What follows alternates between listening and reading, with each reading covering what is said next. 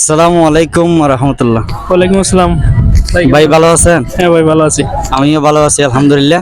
তো এই আজকে তো আমাদের ঈদ উল ফিতরের প্রথম দিন, তো এই প্রথম দিন হিসেবে আজকে ঈদের দিনটা কেমন কাটলো একটু দর্শকের উদ্দেশ্যে জানান না।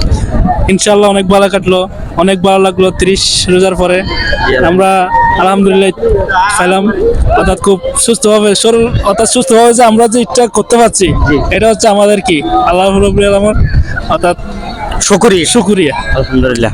তো এই আমাদের যেটা এটা সোনুয়ার পর্যটক এলাকা, যেটা এটা একটু তো খুব সুন্দর জায়গা, এখানে এসে আপনার কেমন লাগতেছে?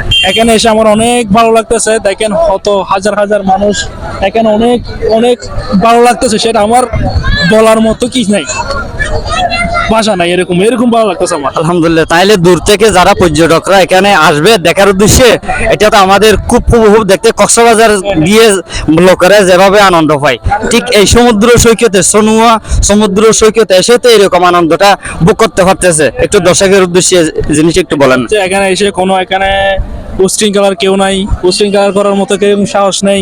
অর্থাৎ আপনারা দূর দূরান্ত থেকে এসে এখানে ঘুরে যেতে পারবেন, কোনো সমস্যা নাই। আলহামদুলিল্লাহ, ভাইয়ের সাথে পরিচয় হই এবং কথা বলে আমার খুব ভালো লাগলো। তো দূর দূর দূরান্ত থেকে আপনারা যারা আমাদের এই ভিডিওটা দেখতেছেন, আপনারা আমাদের সোনুয়ার পাশাপাশি যারা আছেন, সবাই আমরা মনোমেজি ঘাটে এসে ঈদের উদযাপনটা ভাগাভাগি করে আমরা উপভোগ করব। সবাই সুস্থ থাকবেন, ভালো থাকবেন। আসসালামু আলাইকুম রহমতুল্লাহ।